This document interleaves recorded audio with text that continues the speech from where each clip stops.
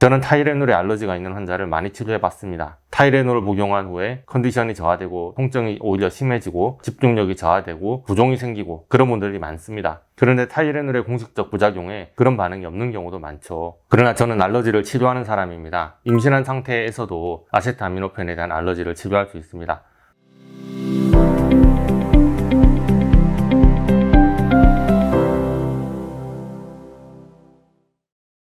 안녕하세요, 명쾌한 최원장입니다. 얼마 전 임신 중에 타이레놀을 복용하는 것이 자폐아를 출산할 가능성을 높인다는 미국 트럼프 대통령의 발표가 있었습니다. 이 문제로 아주 여론이 뜨겁네요. 아세트아미노펜이 그나마 임산부가 안전하게 복용할 수 있는 진통 해열제라고 알고 있었는데 불가피하게 타이레놀을 복용하신 분들은 많이 불안하거나 찜찜하실 것 같고요. WHO는 공식적으로 트럼프 대통령의 의견을 반대하고 나섰습니다.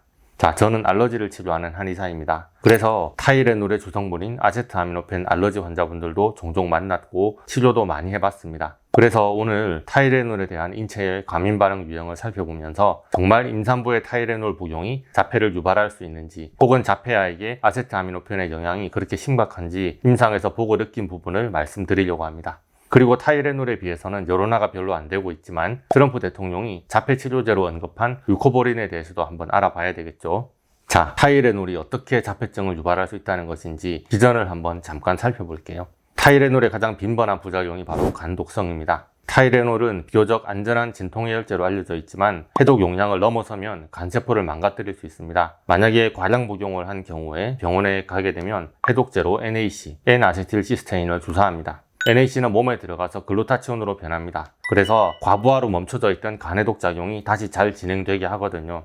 자, 그런데 글루타치온이 무슨 역할을 하기에 자폐와 상관이 있다고 할까요? 글루타치온은 단지 간해독 과정에만 필요한 게 아닙니다. 글루타치온은 활성산소로부터 세포를 보호하여 세포 노화와 염증, 암 발생을 억제하고요. 세포 단백질과 DNA의 구조를 보호합니다. 또한 면역계를 활성화하여 염증의 발생을 줄입니다. 미토콘드리아 내에서 에너지 대사를 보호하고 지방산의 산화 및 인슐린 신호 전달에도 관여합니다. 그런데 자폐아의 경우 글루타치온 수치가 낮은 경우가 많습니다. 그래서 뇌에 생긴 활성산소가 처리가 안 되고 신경 전달 물질을 합성하거나 조절하는 것에도 이상이 생기며 중금속이나 환경 독소가 잘 배출되지 못할 때가 많습니다.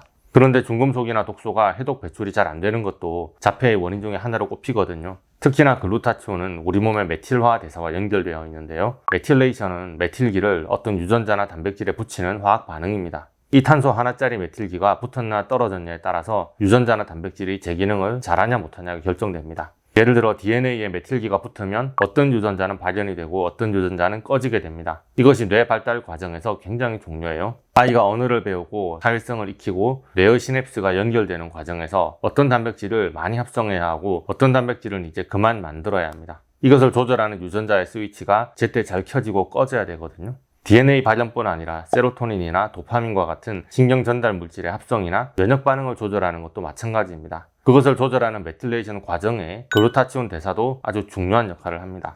그런데 글루타치온이 원래는 몸에서 합성이 되는데 자폐아동의 경우는 글루타치온 수치가 낮습니다. 영양제로 먹어도 잘 흡수가 안 되고요. 그런데 지금 타이레놀을 복용하면 글루타치온을 많이 소모하게 된다는 것입니다. 그래서 임산부의 타이레놀 복용이 자폐아의 원인이 될 것이라고 지적을 하게 된 것입니다. 기능의학적인 면에서는 맞는 말입니다. 그런데 알러지를 치료하는 제 입장에서는 이 논리를 모든 임산부에게 다 적용하는 것은 무리가 있지 않겠나 생각합니다. 알러지 반응의 범주 안에서 해석을 해야 하는 것이 아닐까 그런 생각이 들거든요.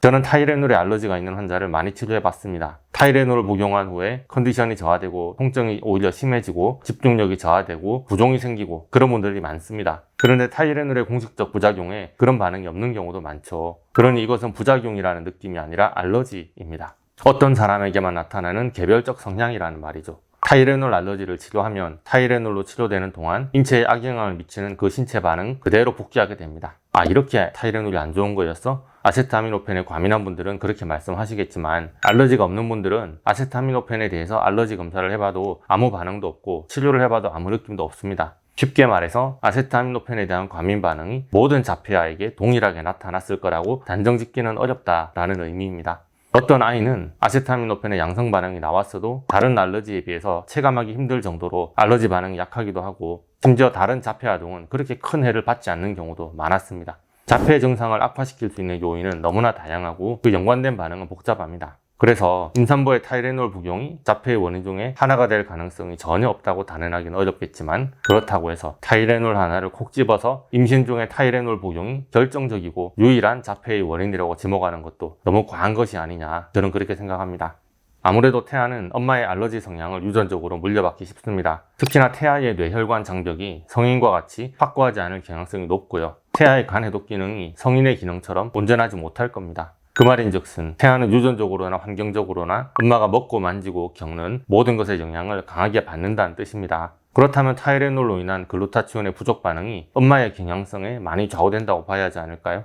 타이레놀에 과민한 사람이 있고 아닌 사람이 있는 것처럼 타이레놀에 과민한 임산부도 있고 아닌 임산부도 있을 수 있겠죠. 과민한 분에게는 과민한 반응이 나올 수 있습니다. 그것이 태아에게 그대로 전해질 때 아주 극단적인 사례로 자폐와 연관이 될 수도 있다. 이 정도로 보는 것이 합리적일 거라고 생각합니다. 엄마가 평소에 GMO 작물로 만든 인스턴트 음식을 즐겨 먹었던 경우에 유전자 변이 작물에 대해서 인체 면역계가 과민할 수 있겠죠. 원래 알러지, 비염이나 아토피 등 면역 반응에 문제가 있었던 경우에 농약이나 식품 첨가물 등 외부의 화학물질을 과민한 경우에 간 기능이 안 좋아서 평소에 해독 능력이 저하되었던 경우, 엄마가 평소에 미세먼지가 심한 날에 컨디션이 확 다운되는 이런 느낌으로 알러지 패밀리의 느낌이 물씬 나는 캐릭터라면 다른 평범한 산모보다 각종 화학물질이나 독소, 중금속 등이 해독이 잘 안 되고 그 결과로 태아의 뇌세포 안에 그런 것들이 축적될 가능성이 높다고 봐야겠죠. 이런 경우라면 타이레놀 뿐만이 아니고 각종 음식이나 물질, 다른 종류의 약물이나 만지고 접촉하는 각종 화학물질에도 다 과민할 가능성이 있다고 보고, 심지어는 호르몬이나 신경 전달 물질에 영향을 미치는 정신적인 충격, 그 바닥에 자리한 마음과 생각의 베이스까지도 조심을 해야겠죠. 우리 조상님들은 이것을 태교라고 불렀습니다. 저는 이번에 타이레놀 문제는 이 정도로 접근하는 것이 맞다고 생각합니다. 그러나 저는 알러지를 치료하는 사람입니다. 임신한 상태에서도 아세트아미노펜에 대한 알러지를 치료할 수 있습니다. 엄마가 타이레놀에 예민한 것인지, 엄마는 못 느끼고 태아만 예민한 것인지, 아니면 양쪽 모두가 문제인지도 검사할 수 있고요. 알러지를 치료할 때 이 치료의 효과가 태아에게 갈 것이냐, 엄마에게 갈 것이냐를 결정하거나 의사를 미리 물어보고 치료를 하는 경우도 많습니다. 또 저는 간 해독 단계에 대한 세세한 바이알들을 다 가지고 있습니다. 간 해독의 1상 이상, 그리고 그 이상에서도 마지막 단계가 글루타치온을 이용하는 단계죠. 간해독 단계에서 문제가 있다면 저는 글루타치온 대사와 간해독에 연관된 모든 물질에 대한 바이알을 다 꺼내서 NAC 혹은 글루타치온, 그 이외에 어떤 물질이 문제인지를 찾아서 그것의 알러지 역시도 다 치료를 할 것입니다. 저는 지금도 자폐아들을 치료하고 있습니다. 많은 분들이 NAC, NMN, DMPS, 엽산 등을 가져오셔서 알러지 검사를 받고 계십니다. 중금속이나 미네랄, 화학물질의 알러지도 검사할 수 있습니다. 만약 근육 반응 검사 결과 양성이 나온다면 이것은 엄마의 몸에서 흡수, 대사, 해독, 배출하는 과정에서 불쾌한 과민 반응이 나타나고 있다는 뜻인데요. 인체의 필수적인 영양소라면 알러지 치료를 통해서 활성도를 높이고 대사 반응을 자극하며 몸에 해가 되는 중금속 등의 나쁜 물질이라면 알러지 치료를 통해서 그 물질에 대한 해독과 배출을 도울 수 있습니다. 이렇게 저만의 방식으로 자폐를 비롯한 여러 질환을 치료하고 있습니다.